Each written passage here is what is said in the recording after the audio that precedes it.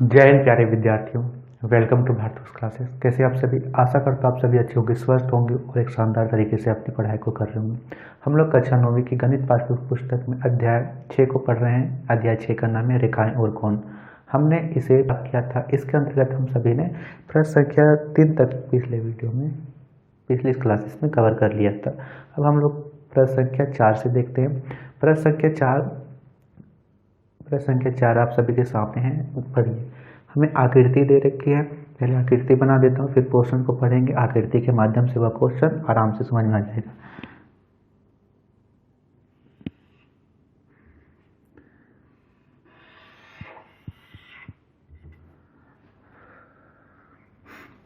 आकृति है P Q S T, P Q R S T, है ना। हमें दे रखा है एस का मान 130 डिग्री है। अब देखिए, अब जानकारी को पढ़िए। हमें दे रखे हैं कि यदि पी क्यू और एस टी समांतर हैं तो पी क्यू आर बराबर 110 डिग्री। यह कोण भी हमें दे रखा है 110 डिग्री है यहाँ से, और आर एस टी यानी आर एस टी बराबर 130 डिग्री है। तो हमें क्यू आर एस यह कोण ज्ञात करना है। हमें बताना है कि आर का मान क्या होगा, और हमें नीचे संकेत दे रखे हैं कि बिंदु आर से होकर एस टी के समांतर एक रेखा खींचिए। तो लिख लेते हैं, आर से हमें यहाँ एक रेखा खींचते हैं जो एस टी के समांतर है, और यहाँ आर है तो यहाँ पे नाम दे दीजिए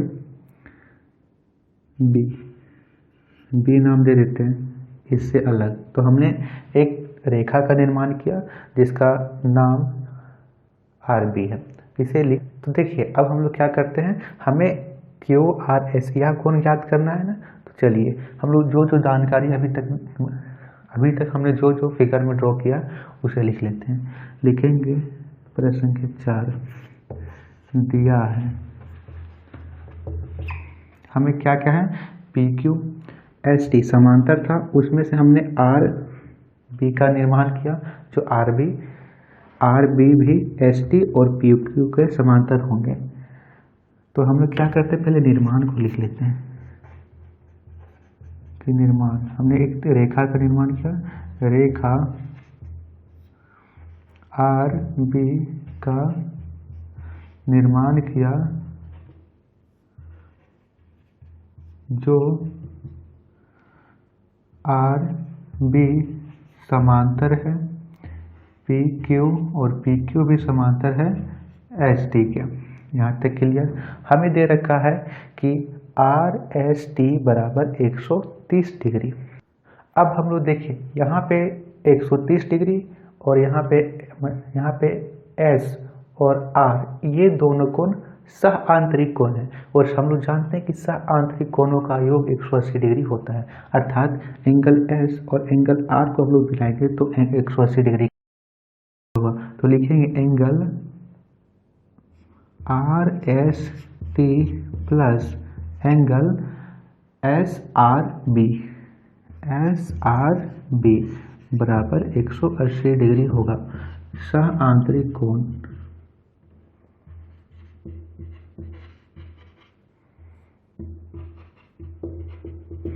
अब हमें आर एस टी का मान पता था 130 डिग्री, तो यहाँ लिखेंगे 130 degree plus angle S R B बराबर 180 डिग्री। ये है प्लस का, इधर जाएगा तो होगा माइनस का। एंगल एस आर बी बराबर 180 माइनस 130 डिग्री, घटाएंगे तो आएगा 50 डिग्री, यानी यहाँ पे इसका मान आ गया है 50 डिग्री। ठीक है। इसी प्रकार यदि हम लोग ध्यान से देखें तो यहाँ पे एंगल 110 डिग्री और यहाँ पे इन दोनों कोण यानी इस आर के कोण, यहाँ पे जो कोण है, इन दोनों कोणों को मिला दे तो ये दोनों कोण एकांतर कोण बन रहे हैं। देखिए, एक रेखा है एक रेखा पे पहले इधर कोण बन रहा है इधर, तो ये दोनों कोण क्या होते हैं? एकांतर कोण होते हैं। हमने पढ़ा था एकांतर कोण और संगत कोण को, तो ये दोनों कोण एकांतर कोण होंगे। अर्थात हम लोग यहाँ पे मान ले कि x है, x माना और x और 150 इन दोनों को मिलाएं तो वह 110 डिग्री के बराबर होगा, क्योंकि वो दोनों एकांतर कोण है। तो यहाँ से लिख देंगे हम लोग कि एंगल PQR बराबर होगा x प्लस 50 डिग्री के, लिखेंगे एकांतर कोण।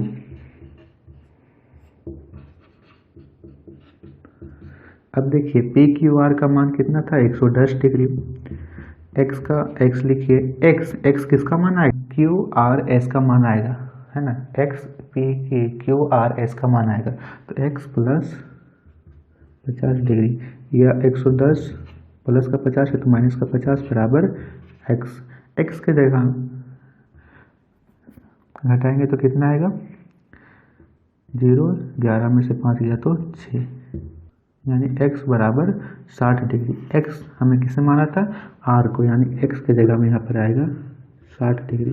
वैसे भी 6 और 5 11 होता है, यानी r का मान आया 60 डिग्री। कोण QRS होगा 60 डिग्री। कैसे किया फिर से समझिए, यह प्रश्न समझ सकता हो कि थोड़ा सा डिफरेंस है इन प्रश्नों से।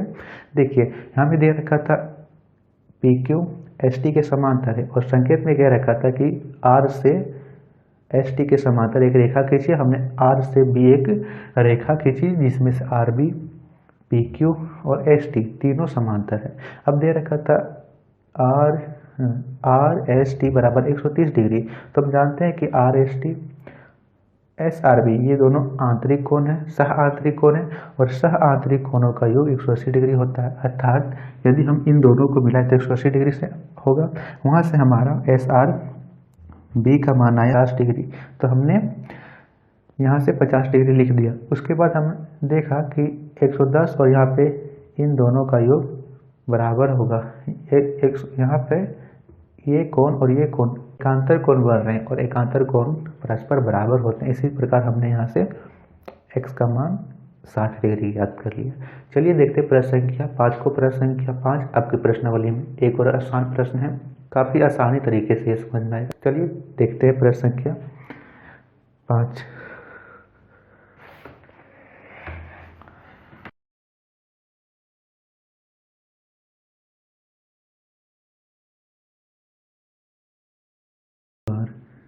A B C D P Q R हमें दे रखा है P का मान इधर 180, P 50, Y X 50, Y X 127, Y X 127 degree. अब प्रश्न को पढ़िए। आकृति 6.32 में AB और CD समांतर हैं, APQ 50 डिग्री है और PRD 127 डिग्री है। X और Y ज्ञात करना है। यह कोण हमें ज्ञात करना है, यह कोण ज्ञात करना है 50 डिग्री। और यहाँ पे देखिए यह एक रेखा है, इसमें एक कोण इधर बन रहा है 50 डिग्री, तो इधर का यहाँ पे जो कोण बन रहा है वो भी कितना हुआ? 50 डिग्री। एकांतर कोण से यहाँ 50 डिग्री है तो यहाँ पे भी 50 डिग्री होगा। डायरेक्ट लिख दीजिएगा x बराबर 50 डिग्री। कारण लिखिएगा अंतः एकांतर कोण, अंतः एकांतर कोण। क्लियर? यहाँ 50 डिग्री तो x का मान भी 50 डिग्री होगा। अब यहाँ पे x का मान आ गया 50 डिग्री, r का बाह्य कोण दे रखा है 127 डिग्री, आंतरिक कोण ज्ञात करेंगे तो यहाँ से क्या होगा? Angle PRD, angle PRD plus angle PRQ, angle PRQ बराबर 180 डिग्री होगा। होगा ना? एक रेखा पर स्थित सभी कोणों का योग 180 डिग्री होता है। यहाँ पे बाह्य कोण बन रहा है 127, तो आंतरिक कोण में 170, आंतरिक कोण ज्ञात करने के लिए 180 में 127 घटा देंगे तो हमारा आंतरिक कोण ज्ञात होगा। और एक रेखा पर स्थित सभी कोणों का योग 180 डिग्री होता है, यह तो पता ही है। तो हमें PRD कितना दे रखा है, PRD हमें दे रखा है 127। PRQ हम ज्ञात करेंगे, तो PRQ लिख देंगे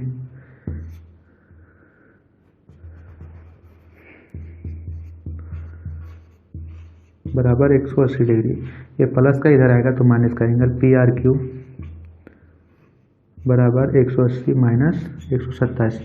घटाएंगे तो कितना आएगा, 7 में 10 में 7 गया तो 3, 6 7 में 2 गया तो 5, 1 से कट गया, यानी इसका मान आ गया 53 डिग्री। इसका मान आ गया 53 डिग्री। हमें यहाँ पर x का मान आया था 53, x का मान आया था 50 डिग्री, इसका आंतरिक कोण आ गया 53 डिग्री। हम लोग जानते हैं कि त्रिभुज के सभी कोणों का योग 180 डिग्री होता है। हमें दो कोण दे रखे हैं 50 डिग्री 53 डिग्री। क्या हम तीसरा कोण निकाल सकते हैं? बिल्कुल निकाल सकते हैं। हम लोग लिखेंगे कि त्रिभुज के सभी कोणों का योग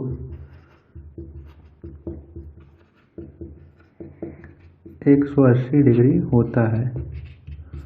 तो 50 प्लस 53 प्लस y बराबर 180 डिग्री। जोड़िए 50 और 53 कितना होगा, 3, 103 प्लस y बराबर 180 डिग्री।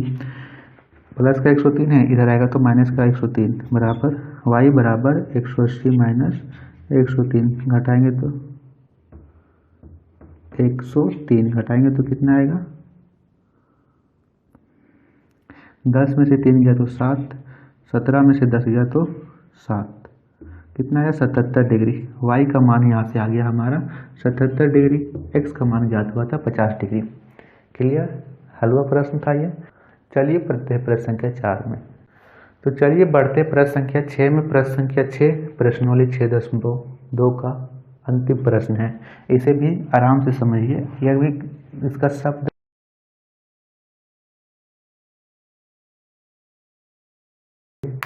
आकृति 6.33 में PQ और RS दो दर्पण है।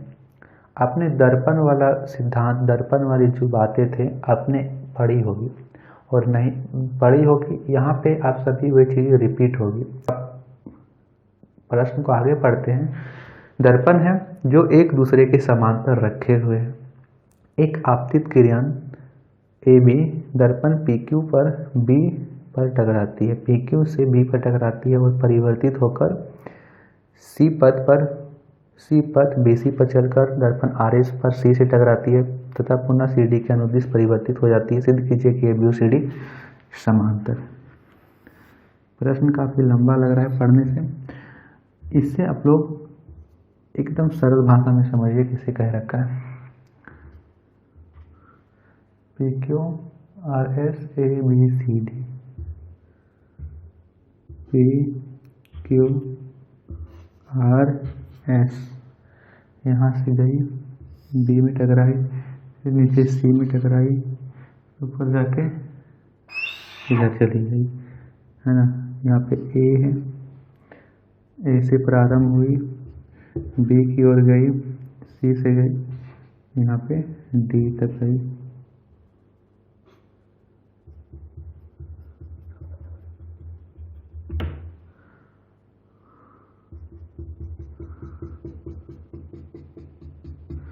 देखिए यहाँ पे PQ RS ये दो दर्पण है। दे रखा है कि हमें AB और CD को दर्शाना है कि AB और CD समांतर है। आपने दर्पण में एक सिद्धांत को पढ़ा होगा कि एक तो होती है आपतित किरण और एक होती है परावर्तित किरण। आपतित किरण, मान लीजिए यह एक दर्पण है, इसमें एक किरण आ रही है, आने के बाद यहाँ पे टकराई तो इसे बोलते हैं आपतित किरण, और यहाँ से टकराने के बाद जब यह वापस लौटती है तो इसे बोलते हैं परावर्तित किरण। और यहाँ पर एक लंब डाला जाए तो आपतित किरण, परावर्तित किरण और लंब ये तीनों एक ही तल पर स्थित होते हैं। तो देखिए यहाँ पे हमें आपतित किरण है, परावर्तित किरण दिया हुआ है, तो यहाँ से भी हम लोग एक लंब खींच लेते हैं। यहाँ पे भी आपतित किरण है, परावर्तित किरण है, तो यहाँ से भी एक लंब खींच लेते हैं। या हमें निर्माण करना है कि B से M और C से N दो हमने लंब खींचा है।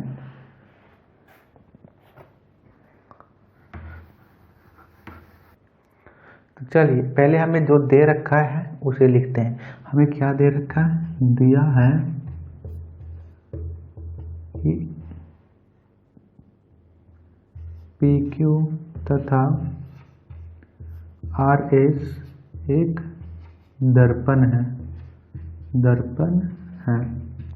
हमें सिद्ध क्या करना है? सिद्ध करना है AB समांतर है CD के। अब हम करते हैं प्रयोग।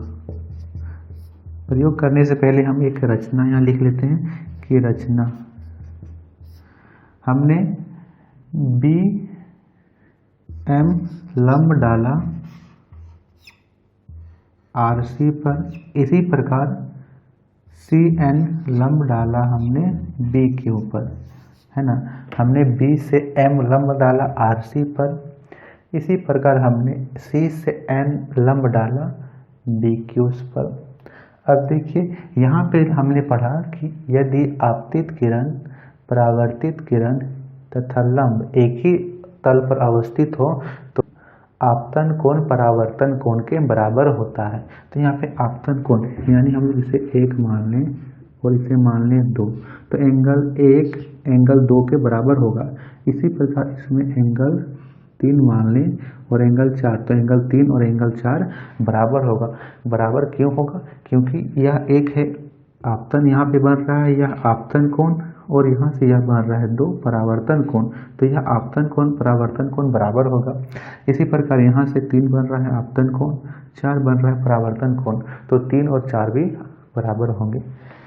तो लिखेंगे प्रयोग, एंगल 1 बराबर एंगल 2, आपतन कोण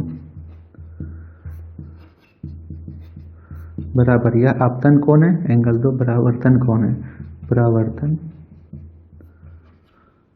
कोण। इसी प्रकार एंगल 3 बराबर एंगल 4, आपतन कोण बराबर होंगे परावर्तन कोण के। अब देखिए हमें यहाँ पता है कि PQ और RS ये तो समांतर है, अर्थात जब भी समांतर रेखाओं के बीच लंब डाला जाए तो वे लंब भी समांतर होते हैं, अर्थात BM CN ये दोनों भी समांतर होंगे।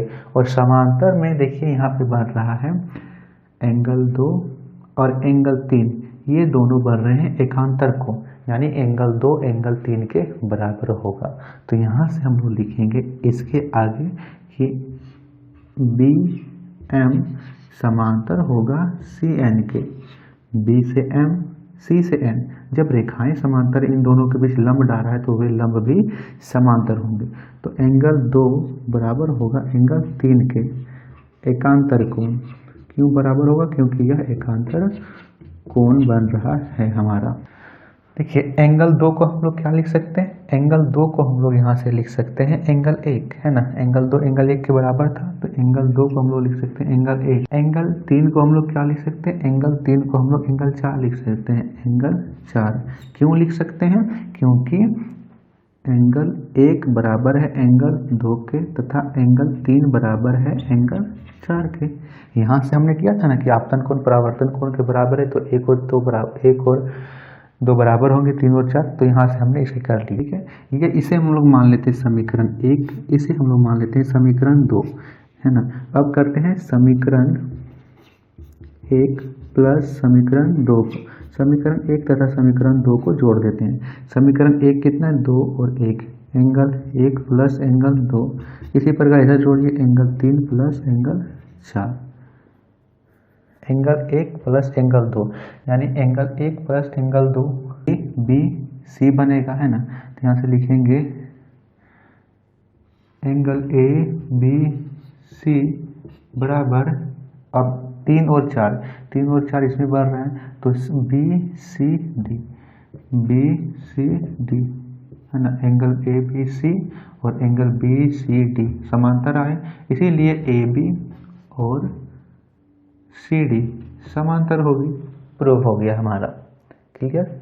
देखने में तो काफ़ी लंबा लग रहा था कि इतना लंबा प्रश्न है, कैसे बनेगा। जो प्रश्न दे रखा है जिस प्रकार उसके करते जाएंगे, जो उत्तर है वो आपका खुद ब खुद आ जाएगा। तो यह हमारा उत्तर होगा ए बी और सी डी समांतर थे, हमें ए बी और सी डी को समांतर दर्शाना था। तो यह था प्रश्नावली 6.2। पिछले क्लासेस को आप सभी ने नहीं देखा है तो उसको देख लीजिए। पिछले वीडियो में प्रश्न संख्या 1 से लेकर प्रश्न संख्या 3 तक कवर किया हुआ है। तो धन्यवाद आप सभी को। इन प्रश्नों में किसी प्रकार का डाउट है तो नीचे कमेंट में कीजिएगा। वीडियो पसंद आई तो लाइक कीजिएगा, शेयर कीजिएगा अपने दोस्तों को, और हाँ, भारतवर्ष क्लासेस को सब्सक्राइब करना नहीं भूलिएगा। सब्सक्राइब करते वक्त नोटिफिकेशन बेल आइकन को भी ऑन कर दीजिएगा ताकि आने वाली सभी वीडियो की नोटिफिकेशन, सूचना, अग्रिम जानकारी आप सभी को प्राप्त हो सके। तो धन्यवाद, मिलते हैं हम लोग अगले प्रश्नावली 6.3 में। उसमें इससे पहले आप सभी को कुछ प्रमेय की सीरीज आएंगे। हमने प्रमेय 6.1 को कर लिया, फिर प्रमेय 6.3, 6.4 इसी प्रकार प्रमेय की एक सीरीज आएगी। उसके लिए पहले तो मैं आप सभी को अलग अलग से प्रमेय करवा दूंगा, फिर रिवीजन के तौर पर एक बार साथ में प्रमेय करवाऊंगा। तो उसमें क्या होगा, आप सभी को साथ में रिवीजन हो जाएगा। तो धन्यवाद, साथ ही मिलते हैं अगली क्लास।